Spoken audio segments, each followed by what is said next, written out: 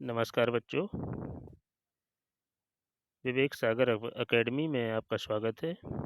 और आज हम ये वीडियो इसलिए बना रहे हैं ताकि जिन बच्चों का पेमेंट रुक चुका है, एनएसपी पोर्टल पे पेमेंट नहीं आया है, या राष्ट्रीय आय एवं योग्यता आधारित परीक्षा में जो चयनित बच्चे हैं उनका पेमेंट नहीं आया है, तो उसके पर्पज़ से बनाया है कि क्या करें और क्या ना करें।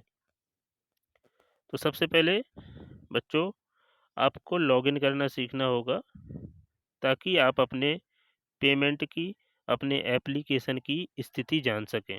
तो सबसे पहला स्टेप है कि आप गूगल पे जाइए, किसी ब्राउज़र पे जाइए और ब्राउज़र पे जा कर के आप एनएसपी पोर्टल टाइप करिए और इस तरह का इंटरफेस आएगा। तो ये इसको क्लिक करेंगे और आप इस एनएसपी पोर्टल के पेज पर पहुंच जाएंगे। इस तरह का इंटरफेस खुलेगा एनएसपी पोर्टल का कुछ। तो आप इसमें एनएसपी पोर्टल का इस तरह का पेज खुलेगा, तो एक एप्लीकेंट कॉर्नर होगा इस तरह का। ये एप्लीकेंट कॉर्नर है। इसमें फ्रेश एप्लीकेशन और रिन्यूअल एप्लीकेशन जिसका भी हो, अगर जिसका 2023-24 वाला है तो वो फ्रेश में करेंगे, और जिसका 22-23 या उससे पीछे का है तो वो रिन्यूअल वाले में क्लिक करेंगे। जब आप यहाँ पे इस पे क्लिक करते हैं तो आपको नेक्स्ट पेज मिलेगा इस तरह का कुछ। ये देखिए, ये फ्रेश के लिए है, फ्रेश कैटेगरी लिखा हुआ है। ये फ्रेश कैटेगरी यहाँ पे, और यहाँ पे आप एप्लीकेशन आईडी और पासवर्ड डालेंगे और कैप्चा कोड भरेंगे तो आप नेक्स्ट स्टेप पर पहुँच जाएंगे। कुछ इस तरह का। आप जब एप्लीकेशन आईडी या पासवर्ड भरते हैं और कैप्चा कोड लॉगिन करते हैं तो आप लॉगिन करेंगे तो आपका इस तरह से इंटरफेस खुल जाएगा। आप अपने एप्लीकेशन पर पहुंच गए हैं। यहाँ पे बाएं साइड पे जहाँ पे होम लिखा हुआ है, ये होम लिखा है, यहाँ पर कई सारे ऑप्शन हैं, जैसे एप्लीकेशन फॉर्म को देखना, आधार सीडिंग स्टेटस को जानना, चेक योर स्टेटस, फॉर्म की स्टेटस को जानना, print application, e-KYC, change password और विड्रॉल एप्लीकेशन। तो आपको और कहीं पे कुछ नहीं करना है, आपको एक चीज़ जानना है। एक तो चेक योर स्टेटस और दूसरा आधार सीडिंग स्टेटस। ये दो चीज़ें जानना है, एक और दो। तो सबसे पहले आपको चेक करना है आधार सीडिंग स्टेटस। आधार सीडिंग स्टेटस चेक करेंगे जब आप, तो इस तरह से अगर आपका लिख के आ रहा है आधार नॉट सीडेड, तो बच्चों ऐसी स्थिति में किसी भी बच्चे का पेमेंट नहीं आएगा जब तक ये यहाँ पे लिखा हुआ ना होगा कि आधार इज सीडेड, और यहाँ पे स्टेटस में लिखा होगा एक्टिव और ग्रीन कलर से, तब तो है कि आपका पेमेंट आएगा। दूसरा कंडीशन देखते हैं। जब आप लॉगिन करते हैं ये इस तरह का इंटरफेस खुलता है। ये बच्चा है, इसका जब आधार सीडिंग स्टेटस क्लियर था तो यहाँ पे जब स्टेटस देखा गया तो इस तरह के आप देखेंगे application verified bye school institute, यहाँ पे यस लिखा होना चाहिए। Application verified bye district officer, यहाँ पे भी यस होना चाहिए। एप्लीकेंट आधार वेरीफाइड, यहाँ पे भी यस होना चाहिए। और applicant found duplicate by system, यहाँ नो होना चाहिए। सही है सब कुछ।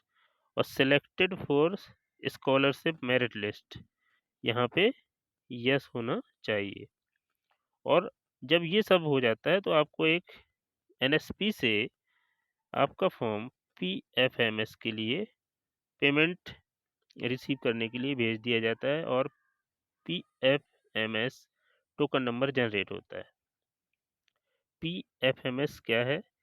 इस समय डिजिटल इंडिया की वजह से पब्लिक फाइनेंशियल मैनेजमेंट सिस्टम, जो बैंक एक तरह का बैंकिंग काम है, तो यहाँ भेज दिया जाता है पीएफएमएस पर।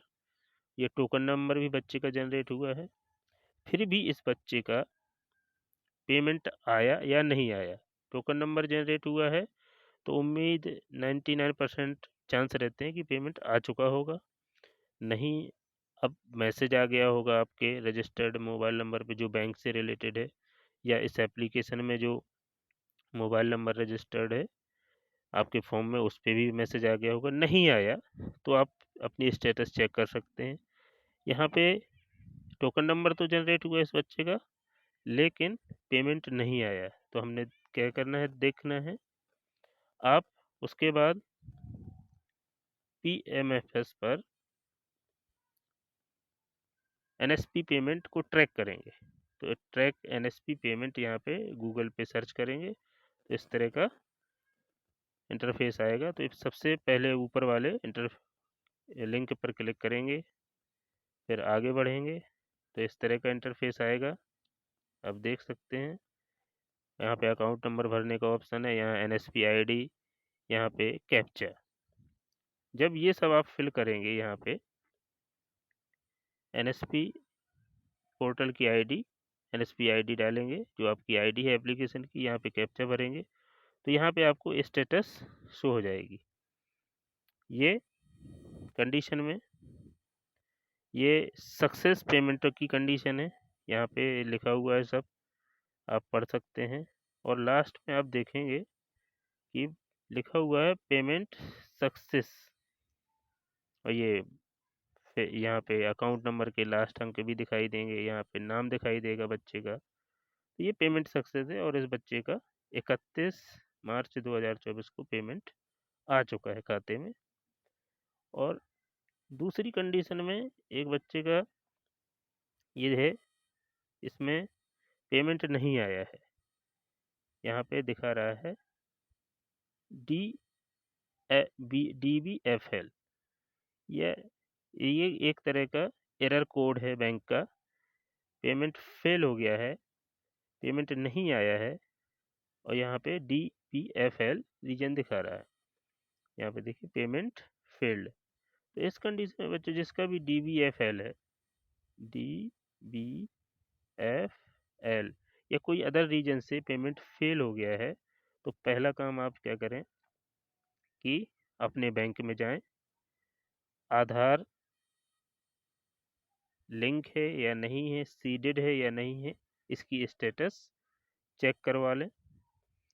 और अगर आधार लिंक है लेकिन सीडेड नहीं है, तो एक ऑप्शन होता है NPCI पर, NPCI national payment corporation of India, उनसे बैंक में जाकर के बोलना है कि हमारा NPCI पे आधार सीडेड कीजिए, ताकि हमारे जितने भी पेमेंट हैं वो हमारे आधार लिंक खाते पर आ सकें।